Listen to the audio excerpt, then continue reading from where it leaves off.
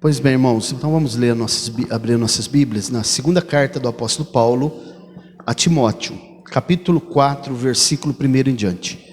Vamos dar seguimento aqui ao estudo que nós iniciamos a semana passada, né? Pena que parece que pouca gente se interessou, né? Todos acharam?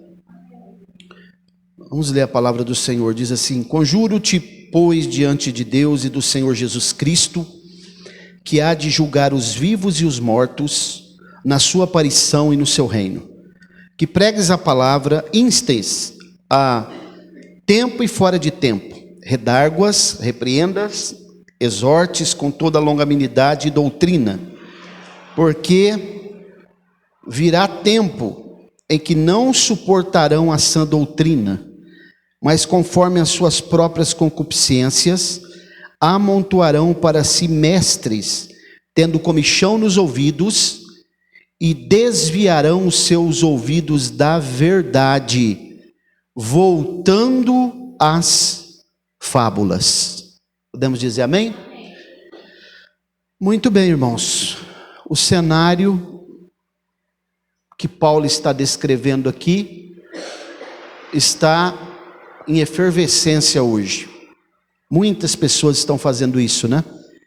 Estão sofrendo comichões nos ouvidos, desviando-se da verdade, dando ouvido a fábulas, seguindo pseudos mestres aí na internet, né, nas redes sociais, os youtubers, os pregadores de banquinho que eu falo aqui, que se assentam nas suas igrejas de parede preta ao fundo, para poder ensinar doutrinas de demônios. A verdade é essa. Então, mediante o que eu disse aos irmãos aqui semana passada, foi uma irmã aqui da igreja, né, que sugeriu esse estudo, porque ela está sofrendo um certo assédio, proselitismo, de uma pessoa que até já foi de igrejas evangélicas, mas que enveredou aí para esse movimento, as testemunhas de Yehoshua. E tem outras variantes desse grupo também, que são judaizantes, que alguns nem nome têm, né? Não usam nenhuma nomenclatura, mas são adeptos das mesmas crenças, e usam os mesmos sofismas, os mesmos embustes para poder arrebanhar o máximo de pessoas possível que são incautos, né? E dos grandes motivos pelos quais essas pessoas acabam sendo fisgadas, eu vou usar aqui um termo, né, como se fosse um peixe fisgado, é exatamente isso daqui, ó, que nós estamos vendo. Porque o povo pentecostal e neopentecostal, parece que eles têm até aversão dos estudos das Escrituras, do estudo das Escrituras. Então eu vou até sugerir para aquelas pessoas que estão assistindo aí pelo YouTube, depois vão assistir, que tem lá no nosso canal, Assembleia de Deus Ministério Apologético, tem a parte 1 desse estudo aqui, que nós damos uma introdução, mostramos de onde surgiu, quando surgiu esse movimento, né? E algumas das suas crenças. E vou focar um pouco mais hoje sobre a questão do nome ainda, Jesus, né? Yehoshua, Jesus, e também a questão que eles asseveram, que a Bíblia foi adulterada pela Igreja Católica, os manuscritos originais foram destruídos, e ver se realmente isso daí procede, se resiste ao crivo da própria Bíblia, da história, né?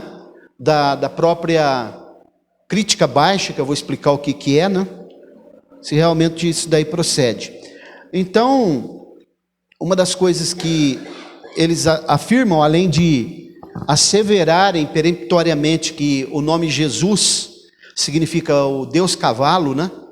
Segundo eles utilizam lá uns termos gregos, que na verdade, irmãos, uma coisa que eu quero explicar aqui, é que existe tradução de nomes, nome próprio não pode ser traduzido, isso aí eles estão certos.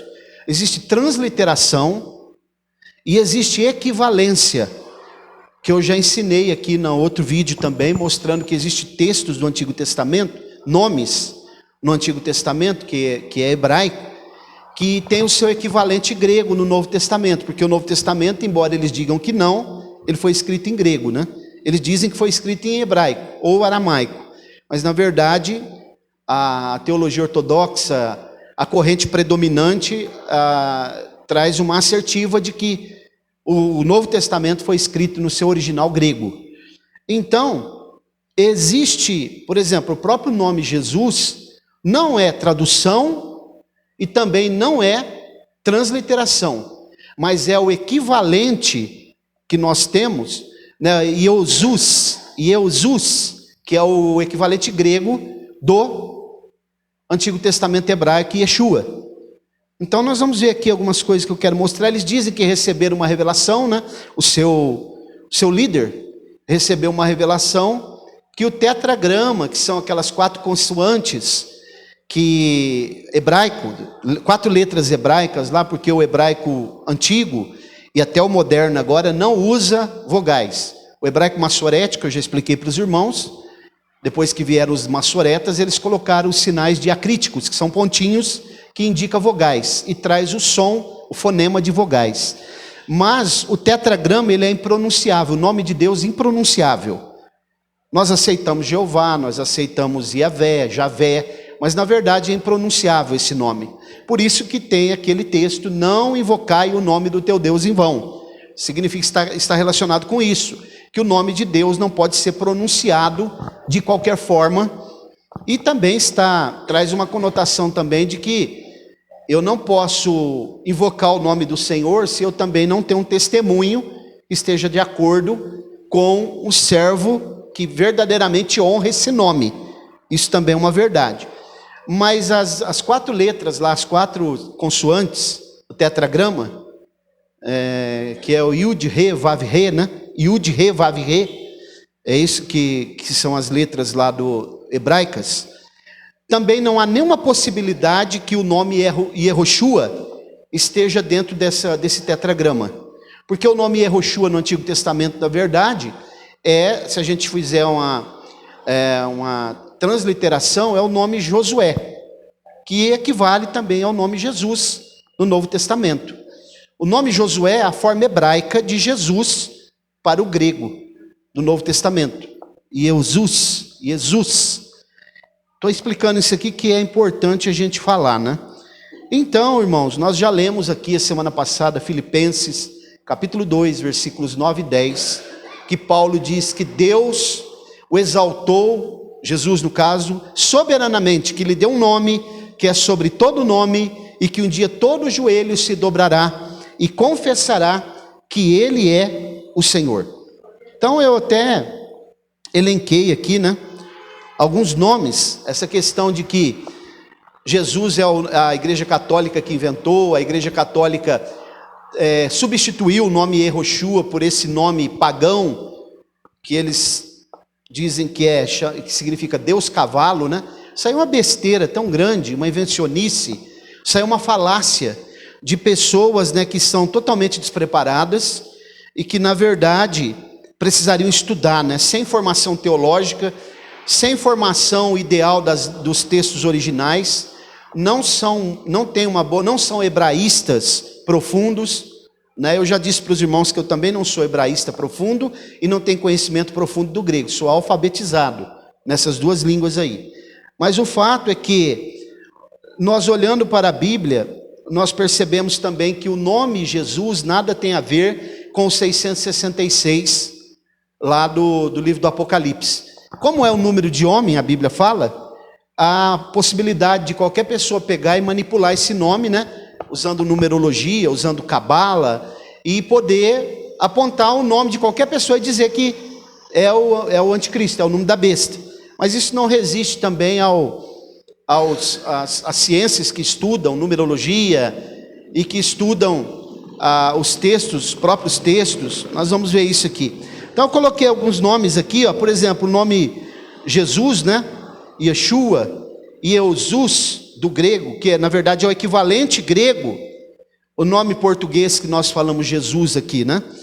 E também mestre, que é a palavra rabi, hebraico rabi, que aí já também o equivalente grego, né?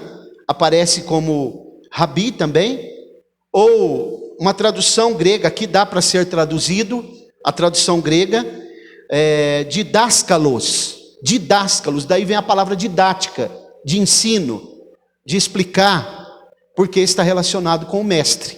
Outra palavra, Simão, né, que nós falamos, Simão, na verdade é a palavra Shimon, do hebraico, que não aparece nenhuma tradução aqui, não, o equivalente grego que nós poderíamos mostrar aqui é a palavra emou, palavra emou, grego. A palavra filho, que aparece no Antigo Testamento, por exemplo, aqui já é um termo aramaico que se usa bar, que aparece numa tradução grega como uios. João, nós falamos aqui, João, né, que é um nome muito comum aqui no Brasil, no hebraico é a palavra Yohanan, e, por exemplo, Cefas, que nós sabemos que é Pedro.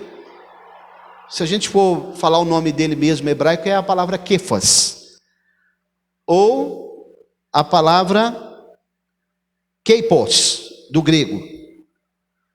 E assim nós podemos falar muitos nomes aqui. Por exemplo, o nome João, ele tem uma variabilidade muito grande.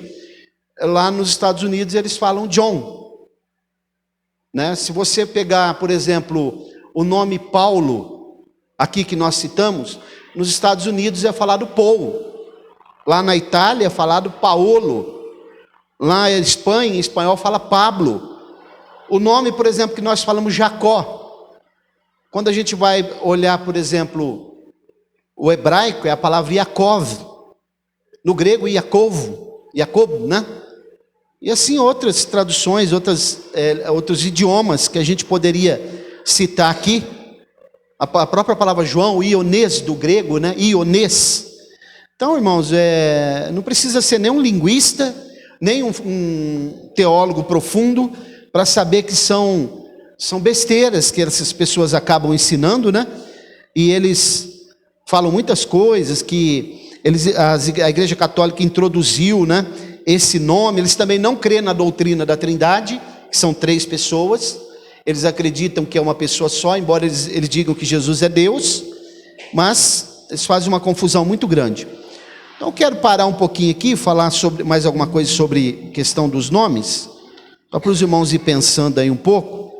Eu já expliquei também a semana passada aqui, que o anjo que eles dizem lá do Antigo Testamento, que seria Josué, não é Josué aquele anjo é uma aparição do próprio Jesus, né?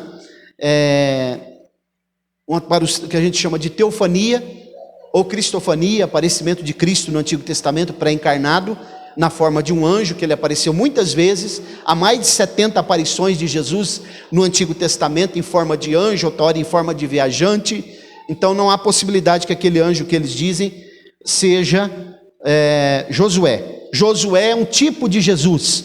O nome Josué é uma figura do nome Jesus. Então não tem nada a ver, né, com... Eles usam lá o texto de Êxodo 23, e eles dizem que aquele anjo seria Josué. Mas nós percebemos que não é o próprio um aparecimento de Jesus, porque lá em Josué capítulo 5, o próprio Josué teve um encontro com esse personagem que se autodeclarou como comandante, capitão dos exércitos celestiais. Então, isso não resiste ao crivo da Bíblia. Tem mais alguns nomes que eu poderia citar aqui, que eu gostaria de elencar. Por exemplo, já falei do nome mestre, né? Eu já falei do nome Simão. A palavra Mashir, que nós falamos Messias aqui, né? Que é a palavra, o equivalente grego Messias, equivalente latino Messias também. A tradução grega que nós falamos Christos, por isso nós falamos Jesus, Cristo. A palavra Cristo, a palavra Mashir, hebraica, significa ungido, ok? Estou explicando tudo isso aqui, que isso aqui é muito importante. Outra palavra também interessante que eu falei, a palavra Yohanan, já expliquei também, e várias palavras que a gente poderia elencar aqui nessa noite, mas que não tem necessidade. A tradução portuguesa para Rabi, por exemplo, é a palavra que nós falamos mestre. Então, não tem muito segredo isso daqui. O problema é que eles são ardilosos, eles acabam conversando com o nosso povo, e o nosso povo é leigo nas escrituras, nos textos originais, e eles acabam ficando sem saída, ok? Então vamos focar um pouquinho agora sobre a questão a Bíblia, irmãos. O que vocês acham? A Bíblia foi adulterada pela Igreja Católica? O que vocês acham? Existe essa possibilidade? Eles dizem que sim. Eles dizem que essa crença, na verdade, ela é absurda. Mas, por incrível que pareça, não é só esse grupo de pessoas, esse movimento, que utiliza esse argumento. Na verdade, os grandes críticos da Bíblia, eles utilizam esse argumento. A Bíblia não é confiável, dizem, porque foi os homens que escreveram, homens pecadores, e eu já expliquei que não há nenhuma possibilidade, ou haveria possibilidade de um animal escrever, porque eles não têm domínio da escrita, teria que ser os homens mesmo. O autor da Bíblia é o Espírito Santo, que inspirar traz uma ideia de ajudar, auxiliar, para que eles escrevessem aquilo que estava no coração de Deus, a revelação de Deus para o coração do povo, da humanidade. Então veja bem, tanto as testemunhas de Yehoshua como as suas variantes, eles dizem, né, que a Bíblia foi adulterada. Vamos ler um texto bem conhecido, 2 Timóteo capítulo 3, versículo 16. Inclusive esse texto é o texto áureo da primeira revista, né, da primeira lição da escola dominical desse trimestre, e fala sobre a supremacia das escrituras. 2 Timóteo capítulo 3, versículo 16, é um texto clássico. Diz assim, ó, a palavra de Deus. Observe. Capítulo 3, versículo 16. Toda a escritura é dada pela inspiração de Deus. A palavra inspiração de Deus aqui é a palavra teopinestus. Teopinestus significa inspiração divina. Teopinestus. Então veja bem, toda a escritura é dada pela inspiração de Deus, proveitosa para a doutrina, para repreender, para corrigir, para instruir em justiça, para que o homem de Deus seja perfeito e perfeitamente instruído para toda boa obra. Os críticos da Bíblia têm um argumento aqui, eles têm razão. Eles dizem que quando Paulo está escrevendo, dizendo toda a escritura é divinamente inspirada, não pode ser considerado o Novo Testamento, porque Paulo está falando realmente do Antigo Testamento. Porque quando Paulo escreve isso daqui, não existia ainda. O Antigo Testamento só existia o Antigo Testamento. O Novo Testamento ainda estava em construção, ok? Então, como explicar isso? Muito simples. Esse argumento, ele está correto. Porém, o fato de que o Novo Testamento não é inspirado, não resiste ao crivo da própria Bíblia. Eu vou ler textos aqui para a gente entender. Porque quando nós olhamos para o Novo Testamento, nós percebemos uma coisa muito interessante, irmãos, que o próprio conhecimento geral das Escrituras que nós vamos tendo, nós percebemos, há uma percepção em todo o escrito do Novo Testamento, nas palavras que Jesus falava, usando o Antigo Testamento para trazer uma harmonia entre o Antigo e o Novo, há uma percepção de que o Novo Testamento é uma continuidade do Antigo Testamento, nos próprios escritos bíblicos. E também uma coisa que nós percebemos é que não há nenhuma possibilidade de que o Novo Testamento não seja inspirado pelo fato da harmonia, da conexão inerrante, inigualável, a concordância inigualável e inerrante que existe entre o Antigo e o Novo Testamento. Nenhum livro que não fosse inspirado pelo Espírito Santo, por Deus, obra do homem, né, da mente humana, poderia ter a conexão, a concordância e a harmonia que existe entre o Antigo e o Novo Testamento. A Bíblia está conectada de Gênesis a Apocalipse. Então não há essa possibilidade. Primeiro, que não resiste ao próprio crivo da Bíblia, porque a própria Bíblia, o próprio Jesus. Vamos ler um outro texto. Abra sua Bíblia comigo aí, Apocalipse capítulo 22, versículos 18 e 19. Olha o que Jesus vai falar da Escritura, do Novo Testamento.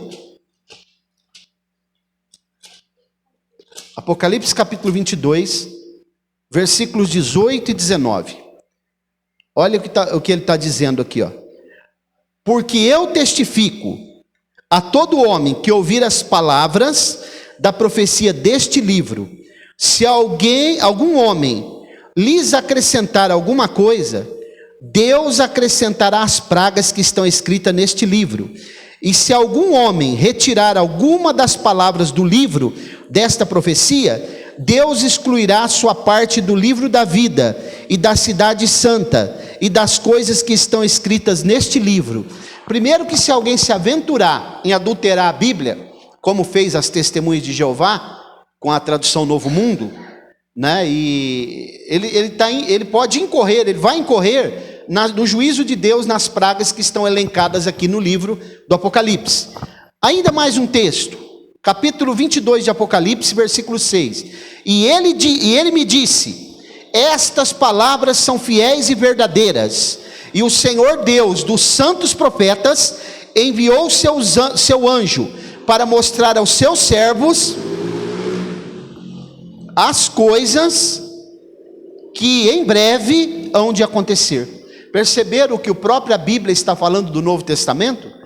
Que essas palavras são fiéis e verdadeiras, elas vão se cumprir muito em breve. O próprio Jesus lá nos Evangelhos, ele vai dizer: os céus e a terra passarão, mas as minhas palavras não hão de passar. Que palavras são essas? Todo o Antigo Testamento e as palavras que ele pronunciou no Novo Testamento.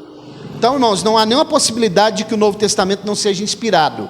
E quem tentar adulterar a Bíblia vai incorrer no juízo de Deus nas pragas que estão elencadas no livro do Apocalipse, Novo Testamento.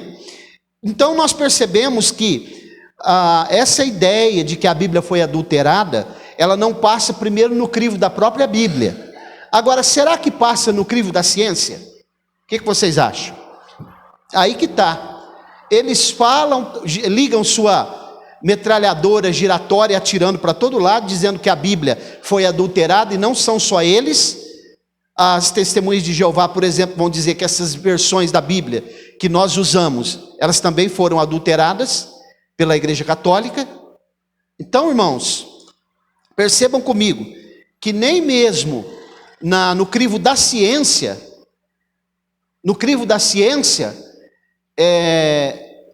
vai passar. E como eu sei disso? Porque a maioria dos críticos da Bíblia, eles usam os mesmos argumentos, né?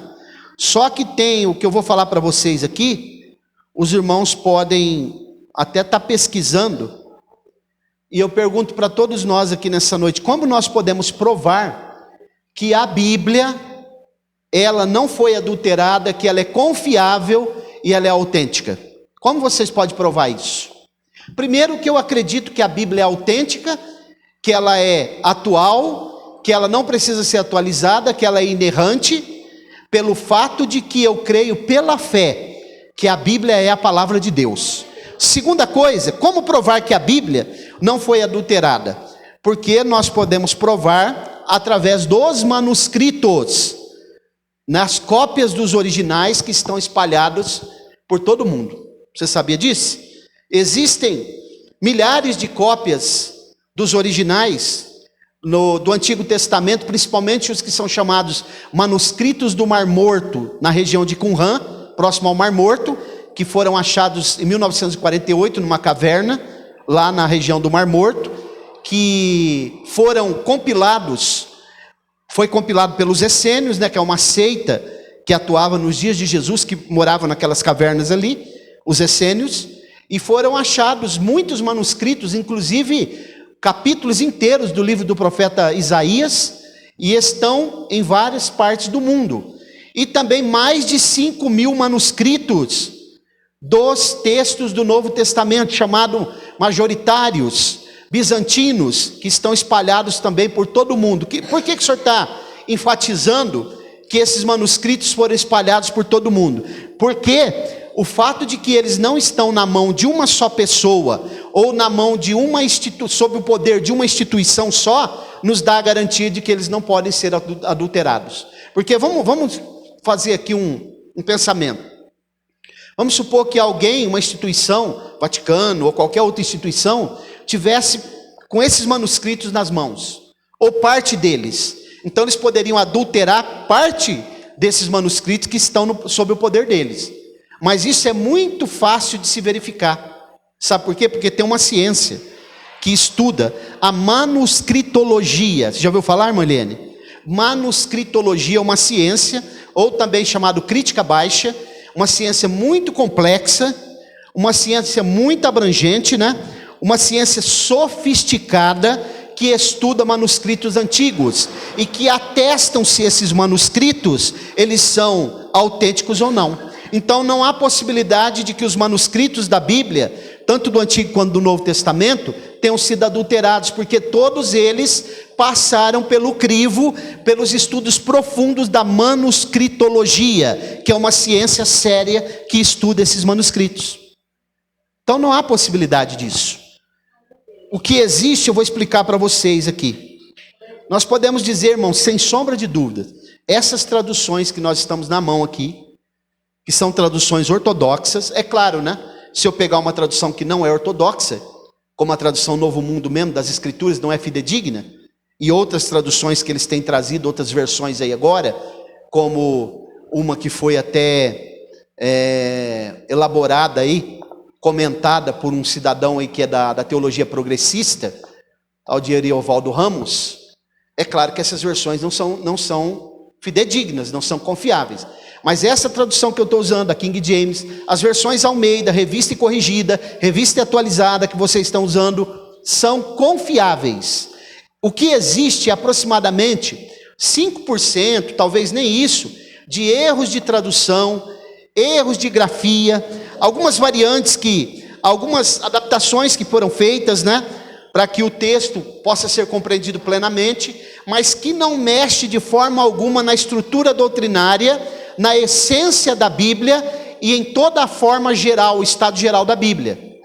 Então isso aqui nós podemos ficar tranquilos, que aproximadamente 95% do que está na nossa mão aqui estão de acordo com os textos originais. E os 5% de erros de traduções, variantes, adaptações, alguns apontamentos que foram feitos, que às vezes está até entre colchetes, porque não foi achado no texto original, não implica em nenhum prejuízo para as doutrinas bíblicas, para a estrutura das doutrinas bíblicas e para a essência da palavra de Deus, que é confiável, que é fidedigna, que está nas nossas mãos, foi revelada por Deus e chegou até a nossa mão porque Deus quis que assim chegasse. Então eu digo para você, é totalmente confiável, né? E as versões que nós temos em português, elas se aproximam 95% das traduções dos textos originais. Então você pode até perguntar, mas como assim, pastor Mauro? São pequenas inserções, irmãos, que foram feitas, porque se acharam fragmentos de texto, e às vezes para se compreender aquilo, mas quem fez isso? Pessoas eruditas, dentro do campo da manuscritologia, pessoas que sabem o que está fazendo, pessoas que, é como eu ir ao médico, e eu chegar lá e o médico falar, você tem que passar por uma cirurgia. Então eu tenho que ir no médico confiável, sim ou não? Porque se eu for num qualquer um aí de fundo de quintal, eu corro um sério risco de vir a óbito, ter uma infecção e vir a óbito. Se eu for um dentista, sim, qualquer tipo de profissional precisa ter confiabilidade, tem que ser pessoa que estudou e tem confiabilidade, tem que ser pessoas idôneas. E eu já falei para os irmãos muitas vezes aqui, dentro do exemplo, que às vezes nós vamos ao dentista, nós vamos ao médico, o médico às vezes faz uma cirurgia em nós, o dentista fura o nosso dente até lá na raiz, até no nervo, faz canal, nós vamos a um tratamento aí em outros profissionais de saúde, e confiamos, viajamos de avião naquela altura toda e pensamos, esse piloto é alguém abalizado, eu confio nele. E às vezes nós emprestamos o nosso ouvido para qualquer pessoa nos ensinar o manual do ser humano, a palavra de Deus, aquilo que Deus revelou, que é a direção para nós alcançarmos a vida eterna. Já pensaram o quanto isso é grave? Não deixe qualquer pessoa te ensinar a palavra de Deus. Não empreste o teu ouvido para qualquer pessoa. Sabe o que a irmã Andréia faz de vez em quando? Ela me manda vídeos lá. Essa semana mesmo você mandou um, né, Andréia? Pastor, dá uma olhada aqui para mim. Analisa aí Ela mandou um de escatologia para mim essa semana. O que tem de pessoas nas redes sociais, irmãos, no YouTube, tentando ensinar coisas que eles não sabem. Você percebe, se eles começam a falar, você percebe, esse cidadão não tem conhecimento do que ele está falando. Assim como esses aqui que dizem que o nome de Jesus significa o Deus cavalo. Olha o absurdo, olha a blasfêmia. Chamar o nome de Jesus de Deus cavalo, irmãos. Isso aqui dá até uma angústia na alma de falar isso. As traduções da Bíblia que nós usamos são confiáveis.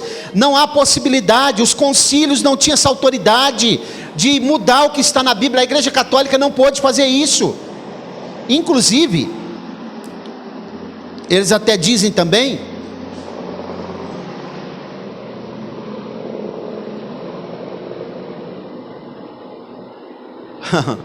interessante essa avenida aqui, né? Virou agora tráfego até de caminhões aqui, a avenida aqui agora. Mas irmãos, eles dizem que foram usados, né, alguns manuscritos antigos para poder inserir esse nome Jesus a partir do quarto século. Só que quando a gente vai fazer um estudo dos manuscritos, um pouco mais detalhado, a gente percebe que existem vários manuscritos muito antes do século IV, que é quando nasce a Igreja Católica, que já utilizava a forma grega do nome Yoshua, do Antigo Testamento, Jesus no caso, para a forma grega Iosus.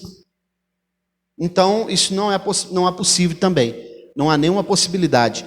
Então nós estamos mais uma vez diante de uma seita, é o velho truque de Satanás, que usa pessoas incautas, pessoas mal intencionadas, para poder deturpar a palavra de Deus e fazer com que as pessoas sejam ludibriadas, embuste.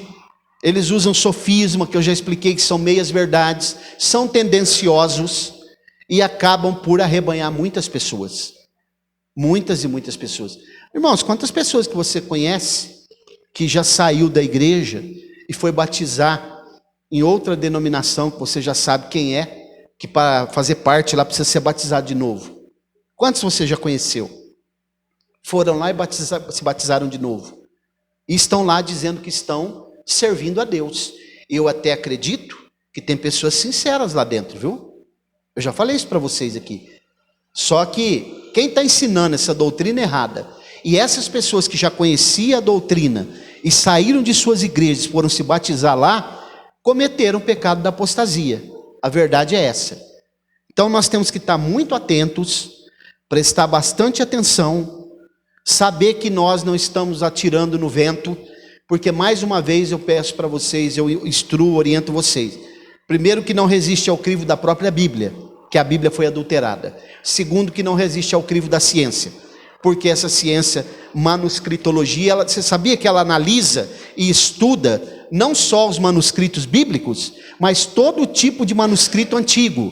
Vai na mão deles e eles vão analisar. Assim como os egiptólogos, eles vão estudar todo tipo de artefato, de instrumentos da arqueologia, ou suplementos arqueológicos que são escavados nas escavações lá no Egito, e eles vão estudar minuciosamente. Eles sabem, se foi encontrado múmias, por exemplo, dos faraós que foram encontrados, eles sabem até do que morreu, a causa morte daquelas múmias, quanto tempo tem, porque existe como aferir isso, e o material que foi usado para se confeccionar os tesouros dos faraós, o tipo de solo que eles foram sepultados, porque tem muita gente enganada, pensando que os faraós eram enterrados nas pirâmides. Aquelas pirâmides não eram sepulturas, não são sepulturas. Existe um lugar que chama Vale dos Reis, lá no Egito, é onde era depositado os corpos dos faraós. Aquelas pirâmides têm outro tipo de serventia ou de finalidade.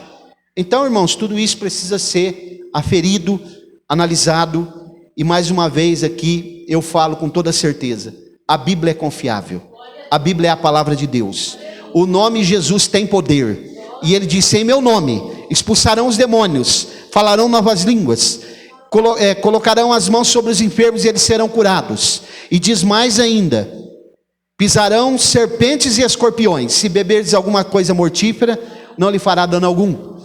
Então o nome Yeshua, lá no Antigo Testamento, é o mesmo Jesus que nós servimos. E dentro do tetragrama, mais uma vez eu falo, não cabe o nome Yehoshua, ok? Porque essas letras elas vão entrar em colapso com o próprio sistema do hebraico, sistema linguístico do hebraico. O hebraico, o tetragrama, na verdade, ele é impronunciável. Nós até aceitamos o nome Jeová, Javé. Como diz o Salmo 68, o verso 4? Como está escrito aí, irmã Roberta? Salmo 68, o verso 4. Só para a gente ter uma noção. Olha como diz aí, na sua tradução. Vou até ver na minha aqui. 68, 4? É. Cantai a Deus, cantai louvores ao seu nome. Louvai aquele que vai sobre o céu, pois o seu nome é Jeová. Exultai diante dele. Na minha tradução aqui, ó, cantai a Deus, louvores ao seu nome. Exaltai aquele que monta sobre os céus, pois o seu nome é Já. Interessante que aqui tem um J, o A e o H. Só que como o hebraico não usa o J e não usa o A também, é o Iod, que aparece lá. Aqui é uma abreviatura do nome do tetragrama, que a gente traduz por Jeová, por Javé, porque mais uma vez eu vou enfatizar, as 4 letras do tetragrama, né? É o Yud, Re, Vav, Re. São essas 4 letras aí, que não cabe o nome Yehoshua lá dentro. Então, irmãos, eu acredito que está mais do que explicado, né? As irmãs são pessoas inteligentes, e eu acredito que qualquer dúvida também, a gente pode voltar a falar sobre esse assunto, pode detalhar melhor.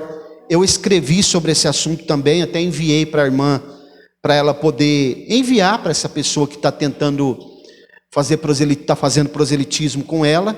E dentro dessa apostila que eu escrevi, está muito bem fundamentada as traduções, as transliterações, os equivalentes, tanto do latim como português, grego. Então está muito fácil de se entender, embora não pareça ser tão fácil, mas a nossa Bíblia, a palavra de Deus, é fiel, verdadeira e inerrante, porque aqui está nas nossas mãos as cópias fidedignas dos manuscritos originais. Ok? Você pode dizer amém? Quem tem ouvidos para ouvir, ouça. Coloque-se de pé. Vamos orar mais uma vez. Glória a Deus. Vem orar, irmã Roberto.